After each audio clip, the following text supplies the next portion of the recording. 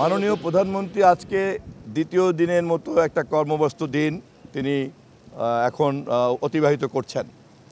আমরা মন্ত্রিপরিষদের সকল সংশ্লিষ্ট মন্ত্রীবর্গ এবং সংশ্লিষ্ট উপদেষ্টাবৃন্দ সহ একটা গুরুত্বপূর্ণ সিদ্ধান্ত আমরা গ্রহণ করেছি। মাননীয় প্রধানমন্ত্রীর কাছ থেকে চূড়ান্তভাবে নির্দেশ পেয়েছি। আপনারা জানেন যে আমাদের বহুল প্রচারিত যে প্রতিশ্রুতি ফ্যামিলি কার্ড, আমরা ইনশাল্লাহ এই মাস থেকেই ঈদের আগেই আমরা আমাদের এই ফ্যামিলি কার্ড বন্টনের কাজ বাস্তবায়ন শুরু করব ইনশাল্লাহ। কারণ এটা আমাদের নির্বাচনী ওয়াদার মধ্যে সবচেয়ে গুরুত্বপূর্ণ ওয়াদা এবং বাংলাদেশের প্রতিটি পরিবারের নারী সদস্য পর্যায়ক্রমে এই ফ্যামিলি কার্ড পাবেন।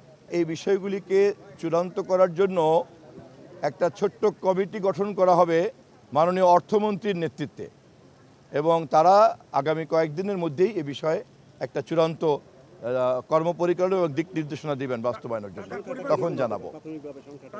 প্রাথমিকভাবেও আমরা টাকার পরিমাণটাও এই মুহূর্তে নির্ধারণ করা হয়নি, তবে আমরা যেহেতু পর্যায়ক্রমে দেশের প্রায় 5 কোটি ফ্যামিলিতে আমরা ফ্যামিলি কার্ড দিব, আমরা সেটাকে মাথায় রেখেই বাস্তবায়নযোগ্যভাবে শুরু করব। মূলত টাকার পরিমাণের চাইতেও সমস্ত নারীকে ফ্যামিলি কার্ডের নেটওয়ার্কের মধ্যে আনাটাই আমাদের একটা প্রধান লক্ষ্য। পর্যায়ক্রমে এটাকে আমরা আরও উন্নত করতে পারবো।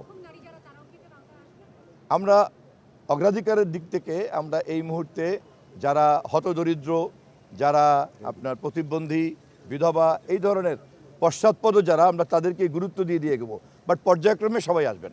এছাড়াও আজকে আমরা অন্যান্য যে কর্মসূচি আমাদের মাননীয় প্রধানমন্ত্রী অতিবাহিত করেছেন আজকে দিনের ব্যস্ততার মধ্যে, আপনারা জানেন প্রতিরক্ষা বাহিনীর 3 বাহিনীর প্রধান দেখা করেছেন, তিনি গতকালকেই সচিবদের সঙ্গে কথা বলেছেন এবং আজকে আরও আবার পরবর্তীতে 2টোর সময় বৃক্ষরোপণ সংক্রান্ত আমাদের আবার মন্ত্রিপরিষদের বৈঠক আছে।